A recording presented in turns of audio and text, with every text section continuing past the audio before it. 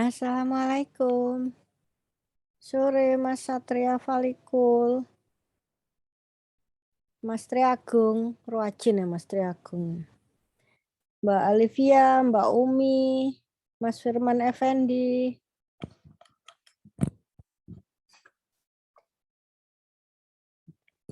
Sambil nunggu temennya,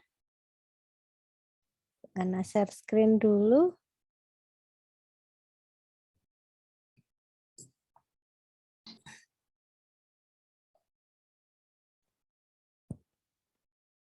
Partisipannya masih 7.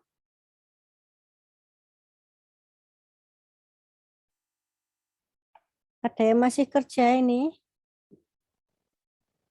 Barangkali ikut nge-zoom sambil di tempat kerja.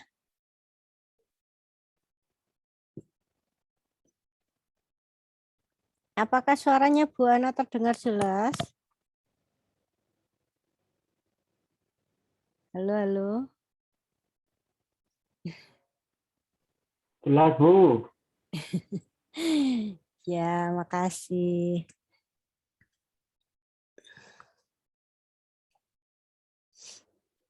Ntar tunggu 2 menit lagi.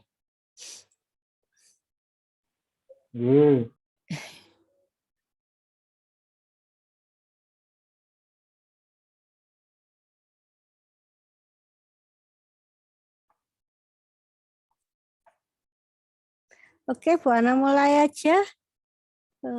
Pesertanya 8. Assalamualaikum warahmatullahi wabarakatuh.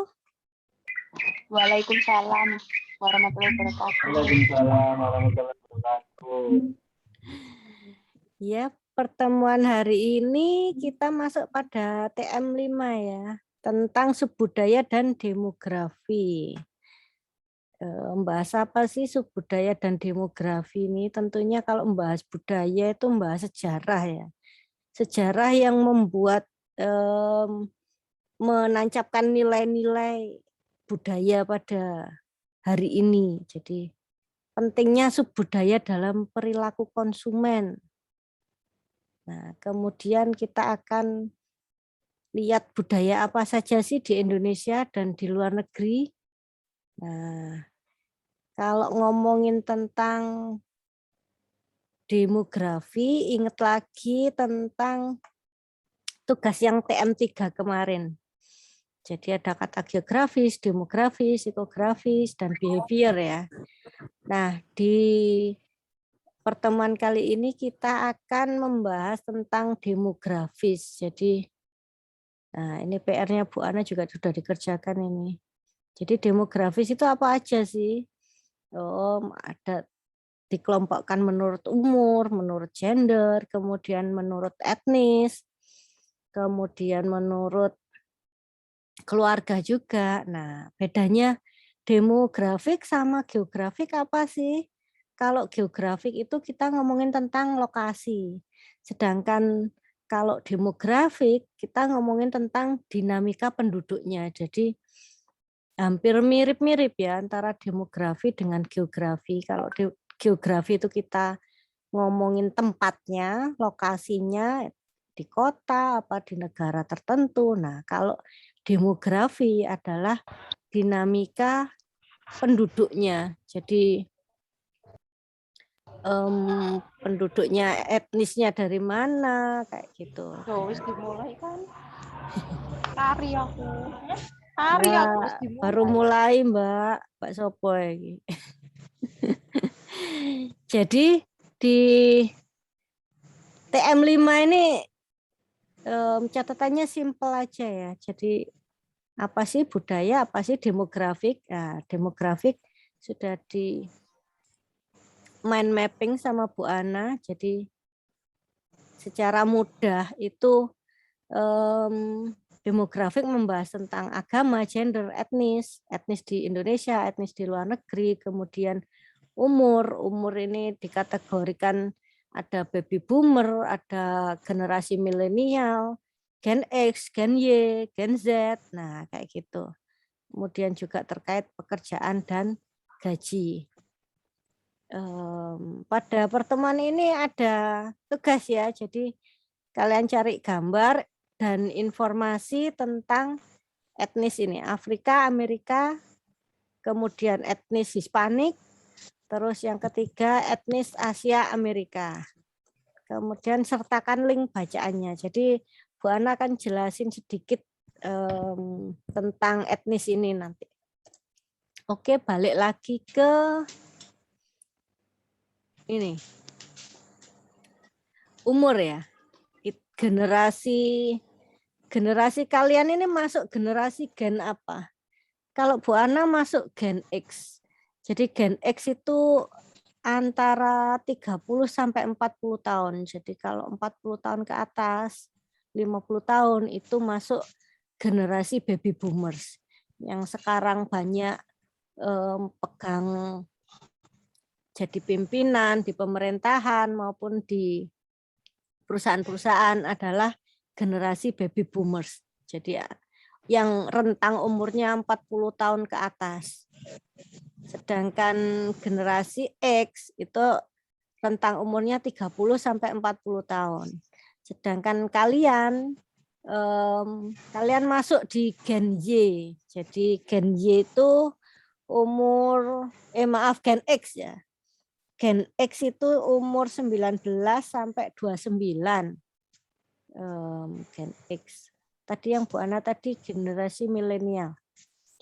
Kalau gen Y itu yang usia SD 7 sampai 16 tahun ya.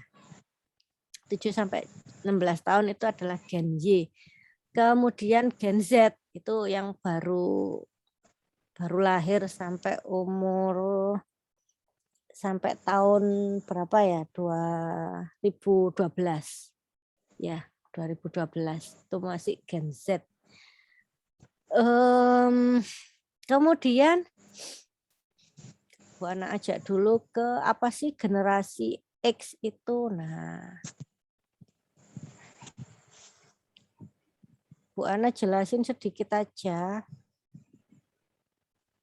Karena ilmu itu hanya butuh pancingan dan kalian sendiri yang harus mancing ngambilnya. Jadi sama kayak nggak ngasih ikannya tapi ngasih kailnya. Nah, ini Bu Ana ngasih kailnya, pancingannya sedikit tentang generasi X. Nanti kalian browsing sendiri apa itu generasi baby boomer, karakternya seperti apa.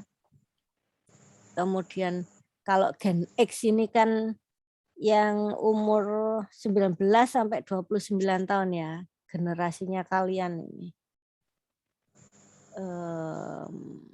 Dikatakan 70 sampai 80. Maaf, ini generasinya Bu Ana ini. Jadi ada yang bilang gen X itu antara 30 sampai 40, ada yang bilang generasi milenial juga. Nah, ini ada rentang umur. Jadi per jumlah penduduk berdasarkan umur. Nah, ini. Jadi kalian baca sendiri ya. Ya enggak apa-apa baca bahasa Inggris kan sekalian. Kalau browsingnya itu dalam bahasa Inggris, kalian keywordnya itu nulisnya bahasa Inggris, nanti itu hasilnya itu beda kalau kalian browsing itu pakai bahasa Indonesia. Jadi kayak lebih detail, lebih lengkap yang bahasa Inggris. Jadi enggak apa-apa sekalian belajar bahasa Inggris juga toh. Nah, ini sedikit tentang gen X.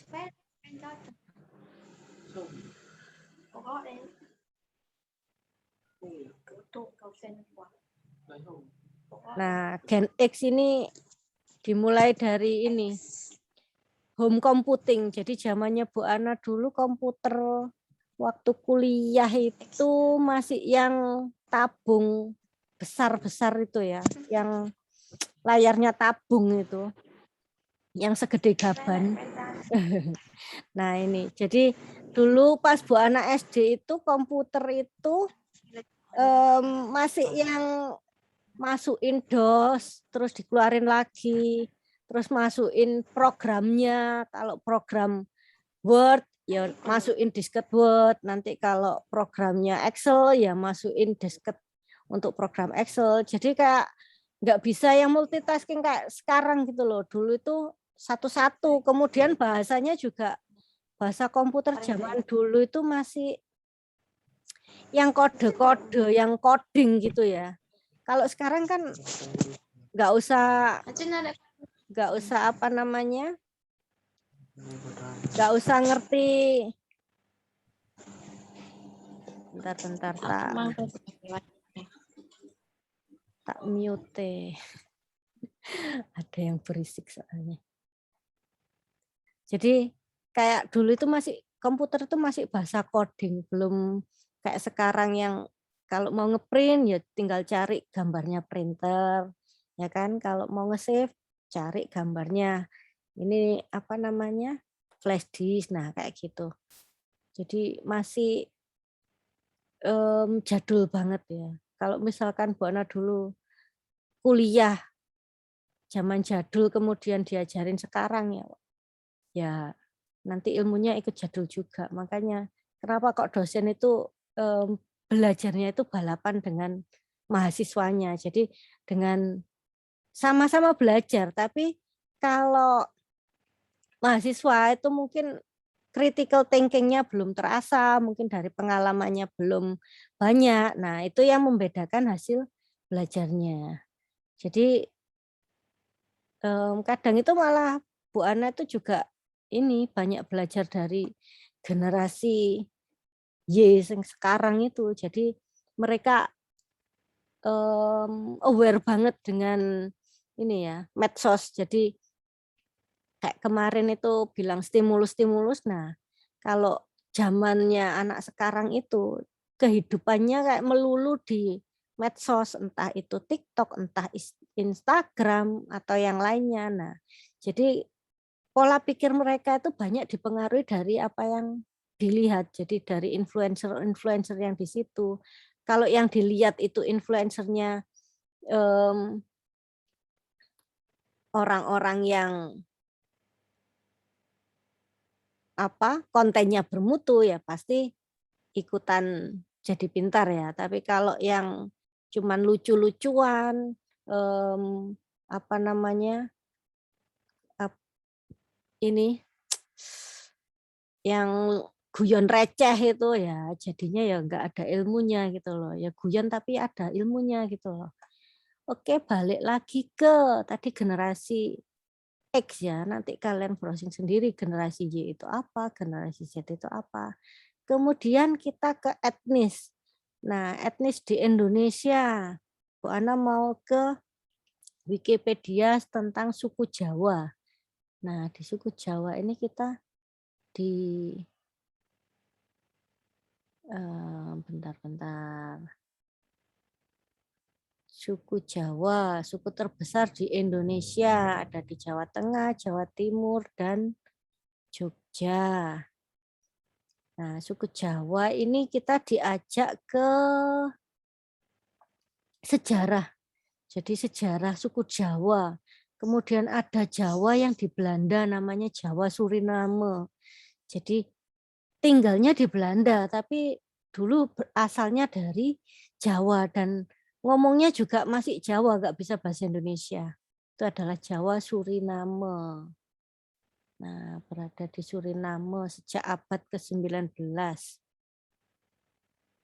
Karena dulu kita pernah dijajah Belanda ya, jadinya banyak orang Belanda yang ke Jawa, orang Jawa yang ke Belanda. Nah, tuh. Kita diajak ngomongin budaya itu kita diajak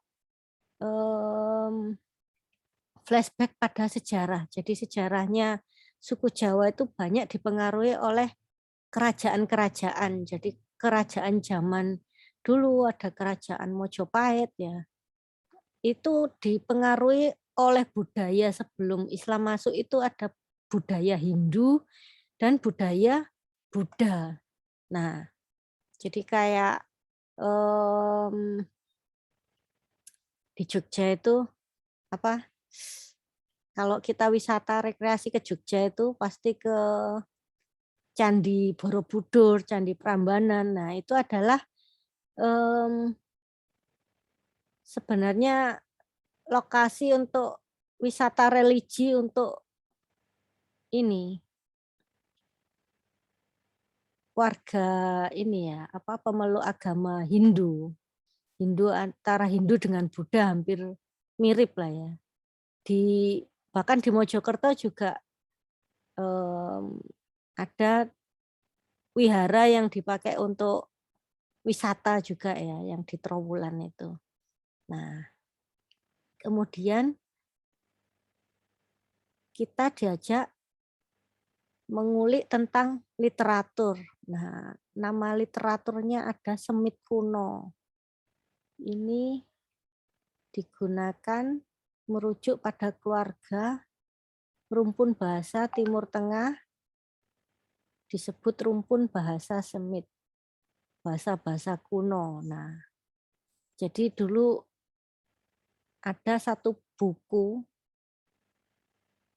namanya buku Semit Kuno ini. Nah, ini meliputi apa aja, ada Taurat, Tanak, Alkitab Ibrani, dan lain-lain. Nah, ini juga percampuran antara masuknya budaya Hindu beralih kepada budaya Islam. Nah, ini.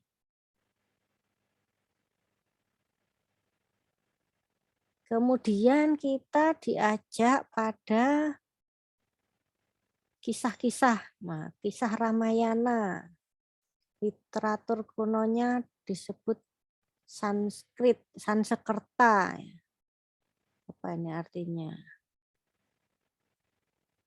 Jadi difusi Laut Asia Selatan pada zaman perunggu.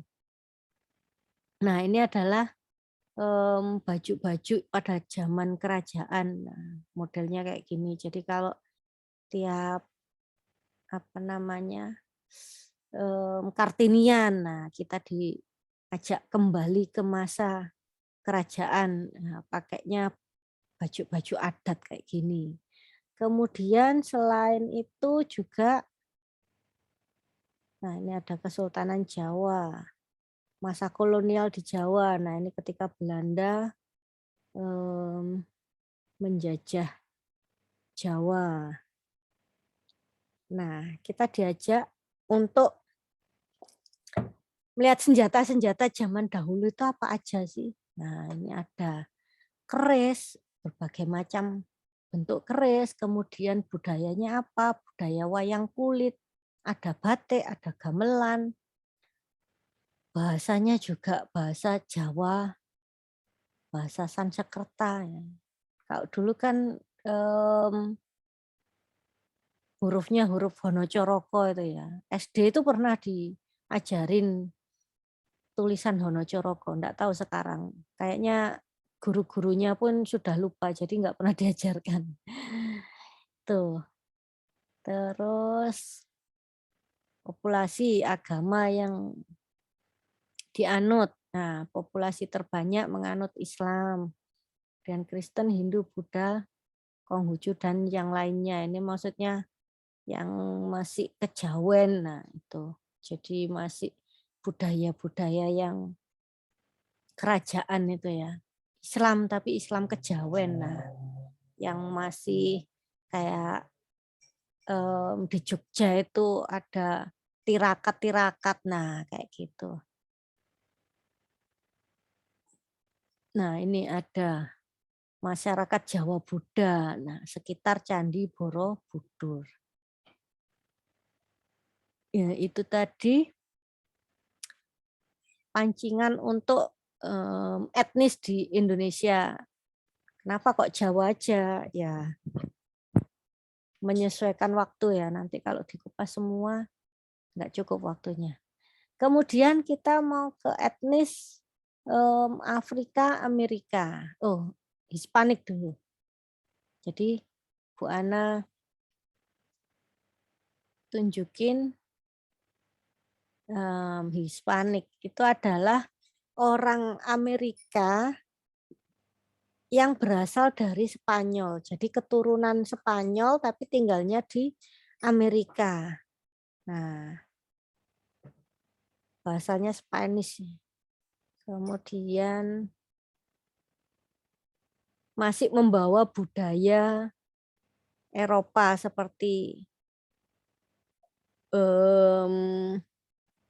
di Roma, kemudian di Portugal. Nah, ini budayanya masih kebawa. Budayanya apa? Ya masih bicaranya dalam bahasa Spanyol. Jadi kalau tinggal di Amerika itu kadang multi bahasa, ya bahasa Inggris, ya bahasa Spanyol. Bahkan kadang lebih. Begitu juga yang tinggal di Eropa, kadang selain bahasa Spanyol juga belajar bahasa Inggris. Nah, jadi Spanyol itu aslinya Eropa, tapi ada yang pindah ke Amerika. Nah, ini ada Meksiko, ada United States, Costa Rica, El Salvador, Guatemala. Nah, ini Amerika, tapi orang-orangnya orang-orang Amerika Latin ya bilangnya. Jadi kayak image-nya di negara sana itu kayak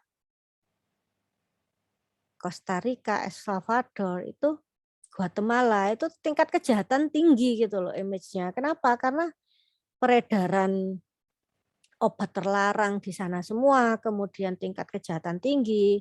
Kenapa? Karena ada penjualan ini senjata ilegal juga. Nah, jadi kalau kalian misalkan hobi traveling gitu ya, pengen ke Amerika, ke Guatemala gitu ya, jangan datang dulu kalau kalian belum tahu tentang kondisi lingkungan di sana, kondisi masyarakat di sana itu seperti apa, apakah mereka ramah, apa enggak, kemudian bahkan beberapa cerita itu kalau traveling sendirian kemudian diculik, kemudian human trafficking, nah dijual, nah itu masih ada di sana itu.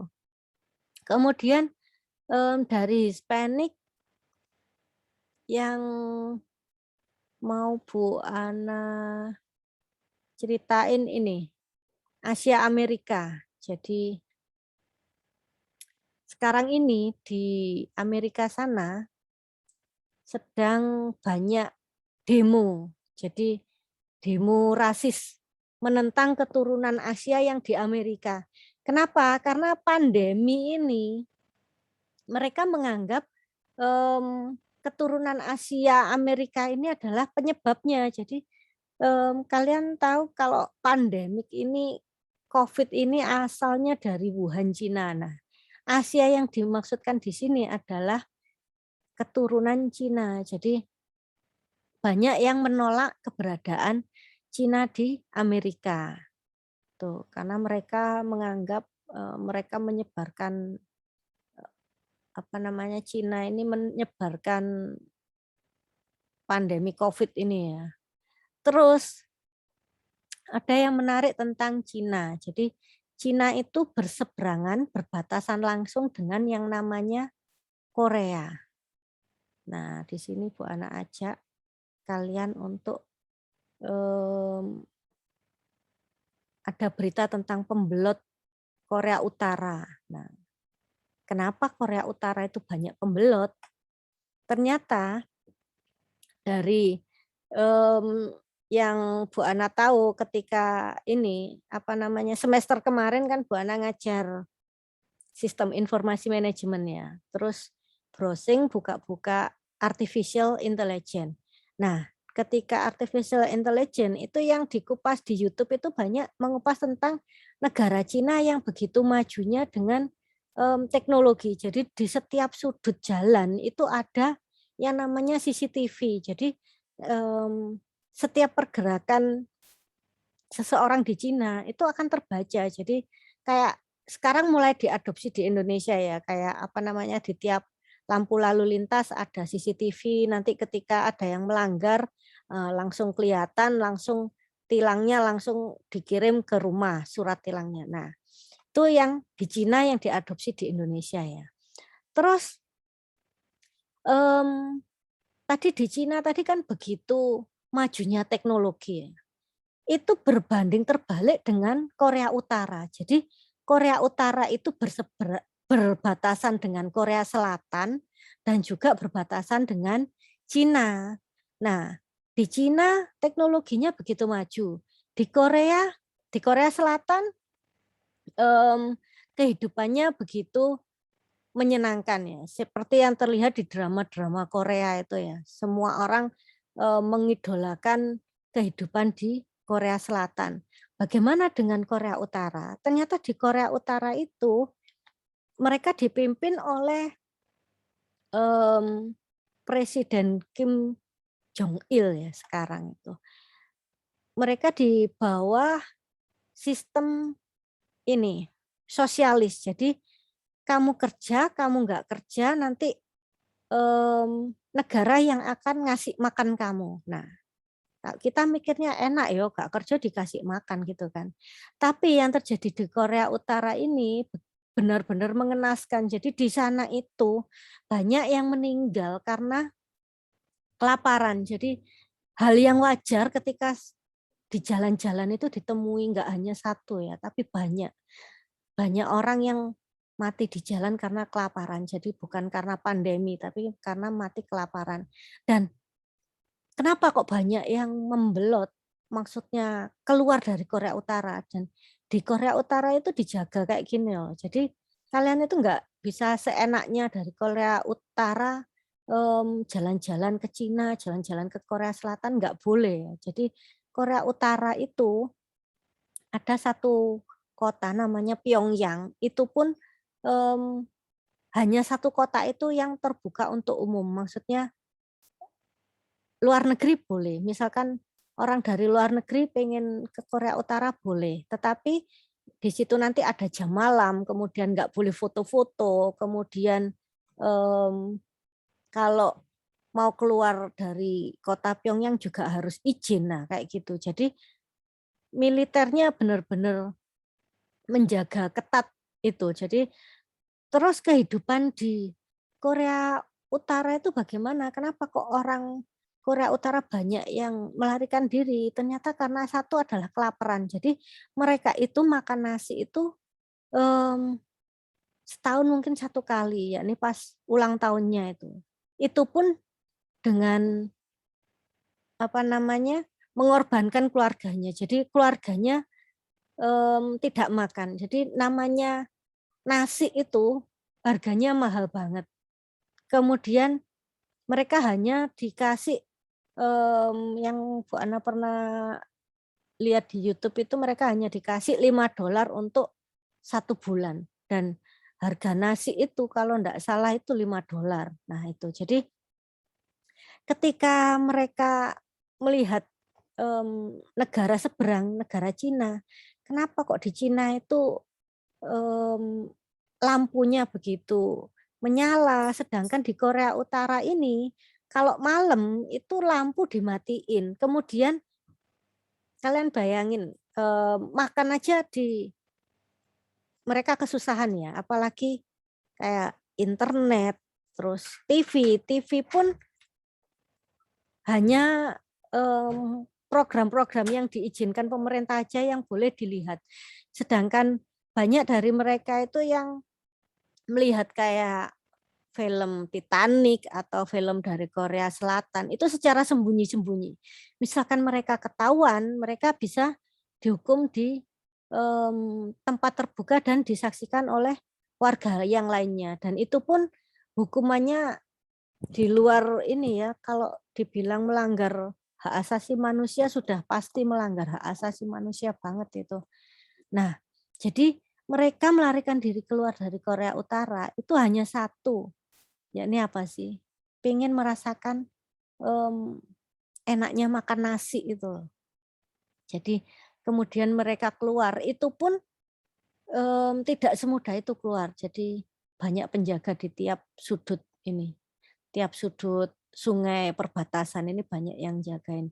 Kemudian kalau mereka berhasil keluar dari negara Korea Utara, mereka sampai ke Cina. Nah, di Cina ini kalau mereka ketahuan, kalau mereka pembelot, mereka bisa dilaporkan oleh warga Cina karena warga Cina ini diiming-iming sejumlah uang. Jadi kalau kamu bisa balikin warga Korea Utara yang melarikan diri, kamu akan dapat uang. Jadi kayak warga Korea Utara ini diperjualbelikan gitu loh. Mau yang tertangkap aparat ataupun yang tidak tertangkap, maksudnya mereka sembunyi-sembunyi, tetap mereka diperjualbelikan. Yang perempuan itu dijual di bisnis hiburan, dan kalau yang laki-laki itu dipekerjakan di tempat-tempat yang butuh ini ya, kerja keras. Nah itu, jadi ketika mereka melarikan diri itu mereka nggak berharap bisa ketemu saudaranya. Jadi mungkin saudaranya di sana itu kalau ada yang melarikan diri itu bapak ibunya, adiknya, kakek neneknya, sepupunya, paman bibinya itu bisa dihukum di Korea Utara itu. Jadi hal yang mengenaskan ya. Jadi banyak yang ini di YouTube itu banyak defektor-defektor itu yang cerita jadi kehidupan di Korea Utara itu seperti apa. Kemudian kalau mereka kerja, misalkan mereka kerja di luar negeri gitu ya. Bayangan kita kan kerja di luar negeri enak gajinya banyak ya. Tapi kalau di Korea Utara itu orang Korea Utara dipekerjakan di luar negeri itu di camp, nggak boleh kemana-mana. Kemudian uang dari hasil kerja mereka itu disetorkan langsung ke pemerintahnya, ke apa namanya, ke presidennya. Jadi mereka mau kerja keras, mereka mau dapat uang banyak, itu langsung larinya ke pemerintah. Jadi mereka nggak dikasih apa-apa. Jadi itu kayak perbudakan tapi perbudakan zaman now mungkin ya. Jadi miris. Jadi di tengah teknologi yang begitu tinggi, yang begitu gencar, ternyata di belahan bumi yang lain itu masih ada yang namanya kelaparan, kemudian listrik kalau malam itu dimatikan. Kalian bisa cek di ini ya, di Google Map. Jadi ada yang nge-share kalau malam itu benar-benar gelap kalau di Korea Utara itu. Jadi pernah ada yang ngepost ini video Korea Utara kayak ada satu kelas menghadap ke laptop ke komputer, tapi mereka diem aja gitu ya. Mereka melihat Google tapi seolah ini Google-nya diapain, bisa buat apa Google, nggak bisa. Jadi kayak mereka didoktrin untuk melakukan sesuai apa yang diinginkan presidennya. Jadi kayak mulai dari tata rambut itu nggak boleh, Kak. Kita ada yang pengen rambut panjang, rambut pendek, nggak boleh, semuanya harus rambut pendek. Kemudian potongannya juga harus seragam. Terus baju juga begitu, baju celana ya modelnya harus itu seragam, semuanya harus seragam. Nah, kayak gitu. Jadi di negara lain itu kita sudah berkreasi, kreatif sekreatif mungkin untuk mengembangkan kemampuan kita. Di negara Korea Utara itu masih berjuang demi sesuap nasi ya. Jadi sesuap nasi itu hanya kalau mereka ulang tahun aja mereka bisa makan nasi. Oke, tak screenshot dulu kameranya, tolong di-on kan.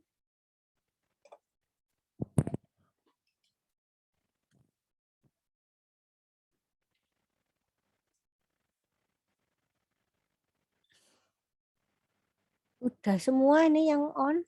Mas Satria Valikul, kameranya mana?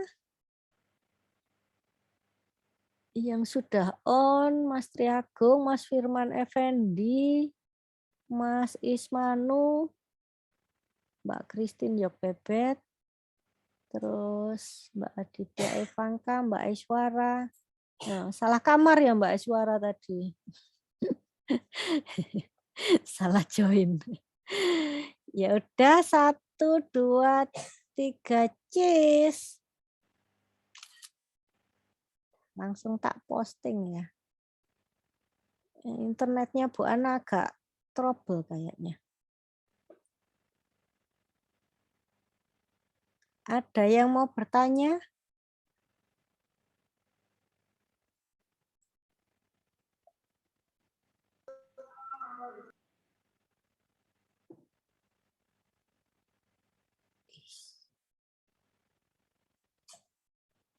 Jadi tugasnya hari ini jelas ya. Kayak bikin clipping gitu, cari gambar-gambar terkait etnis yang tadi Afrika, Amerika, Hispanik, Asia, Amerika. Nah, 3 itu aja. Kalian cari gambar-gambar yang Untuk dalam. itu file PDF. Tugasnya file PDF. Untuk pengirimannya melalui WhatsApp atau bagaimana? Yang tugas hari ini apa tugas minggu kemarin? Hari ini, Bu. Yang cari itu etnis tadi.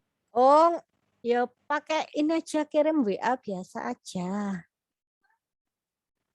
Nggak harus Iya, Bu. PDF ya. Kemarin ada yang tanya, Bu harus PDF tak? Enggak, boleh JPEG foto biasa, boleh apa namanya?